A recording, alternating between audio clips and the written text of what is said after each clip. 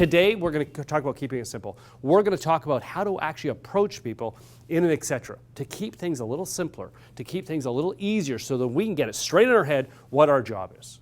Because I believe there's a huge opportunity in warehouses. We're going to go through some numbers now. We're going to take a look at where the warehouse business is going. Let's take a look over year sales. This is, unfortunately, I don't have 2012 numbers. All I have is 2011 numbers right here. Can you tell us what the total net sales were? 69.8. Yeah, billion dollars, not $100, not $69 billion in gross sales in 2009.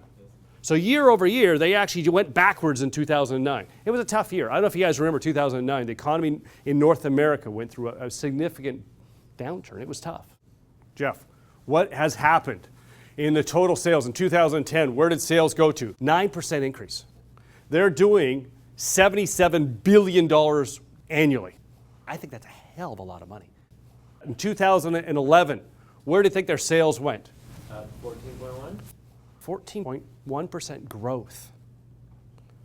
To take a business, guys, and to grow it by 2 or 3%, it's pretty tough. Take a business and grow it by 5%, you're asking a lot. This particular warehouse that we get to work in grew by 14.1% in 2011. Any business would crawl across glass with babies in their hands. Like they would do anything to have a 14% growth. And this particular warehouse we get to work in had a 14% growth. Let's start off, guys. So we're going to talk now a little bit about keeping it simple. First is what? Solutions.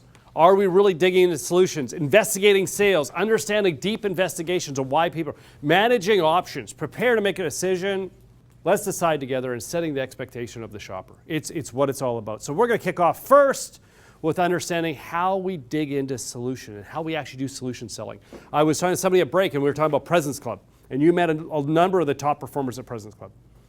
And you meet these guys. What do you do differently? They do solution selling. This is what they do. Up, down, sideways. They don't do brand new acquisition. You want a brand new cell phone? Okay, I'll deal with you. But really, I'm into solving problems. I'm a solution seller. I understand solutions and how to dig into that. Is that really what it's about? One reason I believe people are not engaging, they're not actually engaging these members, I think because of what? Does anybody take a stab at what do you think it is? Rejection. Yeah, fear of rejection. We're dealing with that. What is it? The demographic of our member is what? What was the demographic again? Somebody help me out. 41-year-old, educated, $77,000. I mean, this is an educated, smart female, and now I have to engage her in a conversation, and how am I going to do that? And they said no to me, so then I kind of get a little scared, and I don't know what to do, so I'll just stay back and text on my phone some more.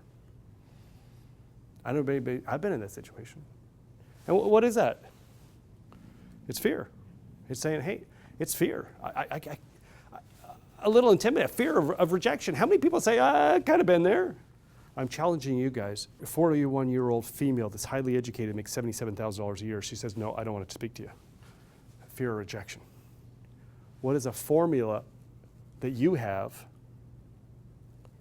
to deal with that fear? I think a number of us deal with that rejection is what? Ooh, I'm not doing that again. I'm staying in the kiosk. I'm not going to approach the members. We had 100,000 members walking through your warehouse every month. Of those, how many are you engaging? So what is a formula that we can use to work through the fear? Is it good stuff? I think we all need to have that. So there's two types of fear we got to take a look at. There's one called subconscious fear and there's conscious fear. Subconscious fear, this lies below the surface. We don't know what's there. It's like an iceberg. You only see the tip of it, but it's this huge subconscious fear. So what is the formula, guys? What is the formula? Let's start. Here's a real. This is really scientific, super tight. This is crazy stuff. But you're going to try this. Good morning. How's your cell phone working? Nope, I'm not interested. No. Great. Are you interested in what? Are you interested in saving money? Are you spending too much money on your cell phone bill? We're going to move on now to what? Subconscious fear, our subconscious. And how does our subconscious actually work? They say 5% of who we are is our conscious. 95% is our unconscious. How many people have done this? I want to lose weight. I'm getting in shape, going to the gym. Oh, I'm going to go to the gym. I'm so excited about going to the gym. I'm going to the gym, going to the gym, going to the gym. I'm so excited about going. I'm going to join a gym. I go buy the membership. I'm going to the gym. Sean, I'm so excited about going to the gym. Monday morning rolls around. Guess what happens? Kind of tired. Not really going to the gym. I'm a little off. I think I might put it off to next Monday morning. Well, our conscious was, I'm going to the gym. I'm so excited. But actually, when it goes down to actually doing it, what rules our day? It's our subconscious. And well, we don't actually get to it. Your subconscious, it's dominated by images and emotions. Images and emotions. That's how your subconscious is activated. Your subconscious isn't activated by having goals. Your subconscious isn't by logic and reason.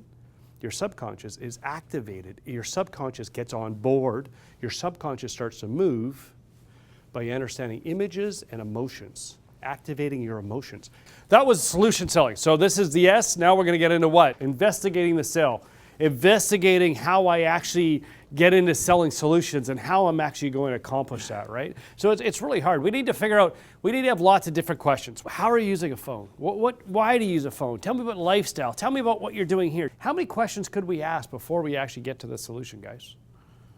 Lots. And I guess really the question I have for you guys is, what kind of information do you need to know before you present a full solution sell to a customer? So as a table, you're going to discuss what those top 8, 10 things are. On your marks, get set, go. So let's go on our books now. We're going to talk a little bit about managing options. I came across a book by a guy named Barry Schwartz. And the name of the book is called The Paradox of Choice, Why Less is More. Barry Schwartz is a writer, and he's actually an economist, talks about how less is more. And he says, our society got it all screwed up. We think we need to give consumers more choice, more options, and consumer satisfaction is going to go up through the roof. Okay, stay with me. I'm taking you somewhere, okay, Sean? Consumerism would say, I need more choice. If you guys were shopping for an SUV right now, how many different options are there to buy an SUV? Or clothing. Do we need more options of clothing? Or more options? And food. Oh, we need more options. You go to a grocery store and they don't just have 5 different types of coffee. They got 35 different cups of coffee, right? And thinking more choice is better. This is what consumerism would say to us. Schwartz is an economist and he's done tons of studies and taken a look at customer satisfaction based on choice. We give somebody 10 options. How much satisfaction do they have? You give them 1 or 2 options, how much satisfaction they have. And they find that the less choice they have, consumer satisfaction actually goes up because they go, I can have white or black, blue or green. That's my only choice. If they have 300 different types, they're going, and they're stuck between the different types. Customer satisfaction actually goes down. What majority are the people coming through our warehouse business owners? How do you guys feel about that? There's maybe one business, 2 businesses all day. How do you guys feel about that? A lot of business. A lot of business. Find them. You have to ask. You have to ask, right? And so it's huge, isn't it? We got to understand, first off, before we present a business plan, it's all about product knowledge, is it not? I'd love to do a survey with you guys. How do you think you would do if I actually handed out a test right now on how well you know all your business plans on Bell, Rogers, Fido, and Virgin? If this was your business and you own this, Sean, this was your parents put their house on the line. They mortgaged mortgaged their house to the tilt. They bought that kiosk. They put it in the warehouse. You had to invest every cent that you owned to buy all the stock. You had to personally hire all the staff. It was your life savings, everything you owned, your firstborn through to the bank, everything.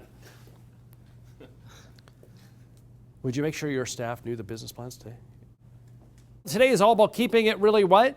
Simple. Yes, today is all about keeping it really simple. And the P in keeping it simple is preparing to make a decision. We have to prepare our members to make a decision. Is a member feeling comfortable about making a decision? It's all about emotions and how they feel comfortable or not, right? So I think one way we connect with emotions is through artwork, right? How do you guys feel about this art? Is it like it's just elementary? What is your feelings of this? Like, come on. What? Grade what? Grade what? Grade 2? Like really, honestly, what do you think? Dale? No detail, kind of weak. It's not very good. How many people feel it really incites of a lot of emotional excitement when they see artwork like this? Until I actually tell you the story behind this. And I actually had to clip this from a video, and it was a young girl that she had terminal cancer, and it was the last thing she did on earth was to write a little poem, and then she drew a little flower and a little butterfly. She was 10 years old. Her name was Angela, a 10-year-old little girl. And the last thing she did on this earth before she passed away was draw that picture. How do you feel about that picture now?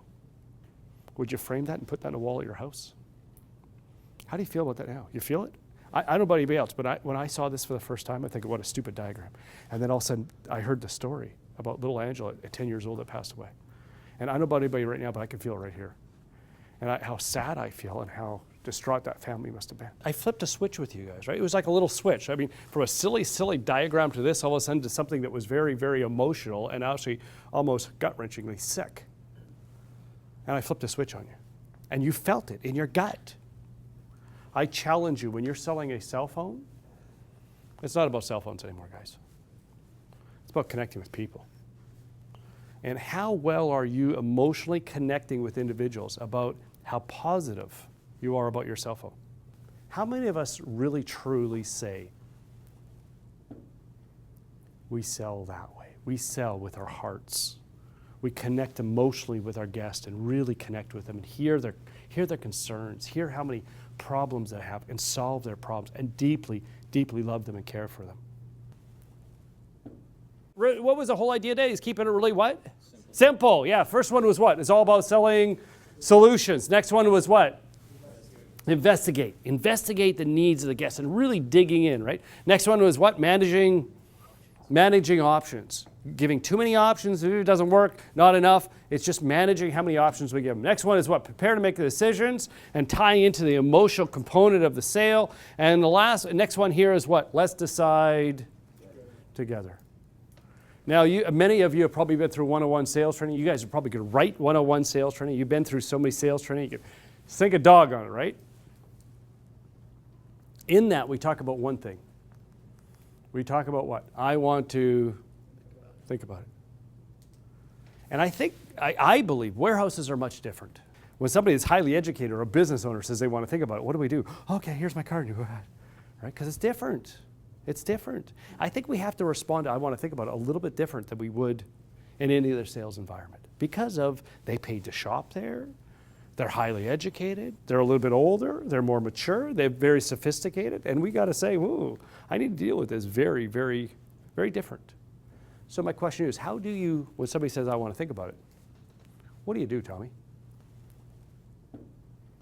Okay, let's get on, guys. Let's move on. Let's move on to what? Selling, keeping it, really what? Simple. First one was what? Selling solutions. Then next one we were doing what?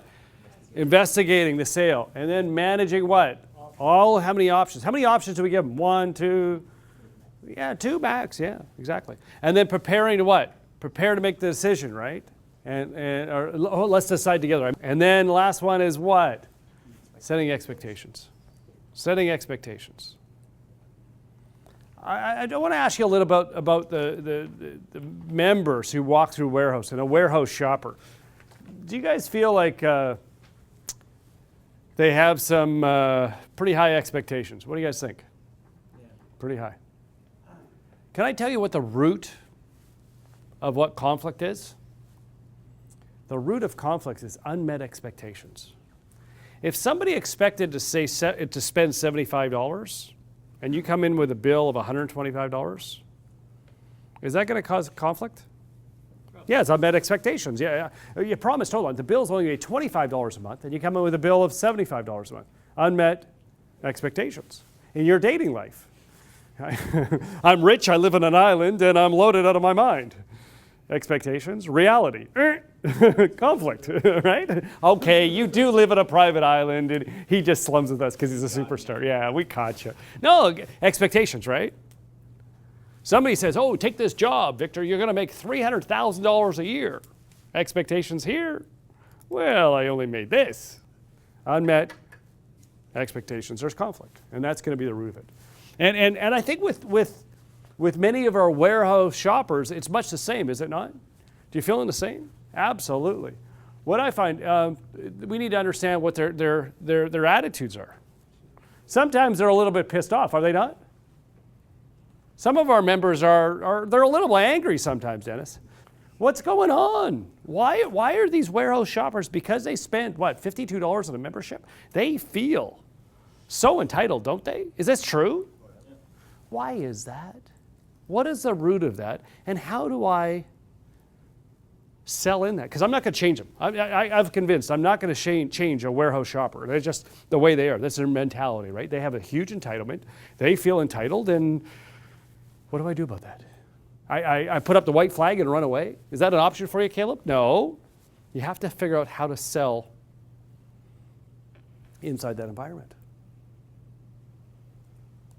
We're going to get on to high value, high service. One of the positioning statements we have for our warehouse is high value, high service. That's our promise, right? So how do we actually do that? What could we do in my kiosk? It's revolutionary. It's like this is super cool. Prince George, what could you do that would wow everybody? And they say, this isn't just good service. This is amazing. This is really super, super amazing.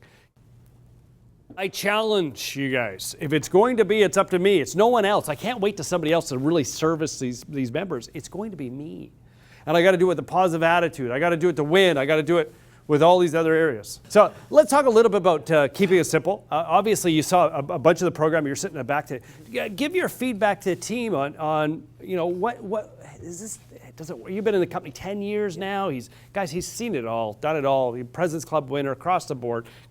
Give us feedback. Is this keeping it simple? Is this really going to work? And how does it work, in your opinion? What's happening here? I think it's going to work out very well. You want to keep things really kind of like short and simple, and just provide enough options so the customer can make their decision, right? Nothing so complicated where it's going to confuse them, right? It's getting down to really the bottom line of what the customer, the best deal for them, what they can save overall in their monthly plans, and just the phone that they're choosing, and you can really just. Something that you think that might take 45 minutes might end up being 15 minutes, and the customer is still very satisfied. Right on. Just keep it real simple. So, good stuff, guys. One last thing you have to do is everybody has to stand up. Stand up. Everybody has to stand up. You are now graduates of Keeping It Simple. You're done for the day. Woo! Good job, guys. Great day. Awesome.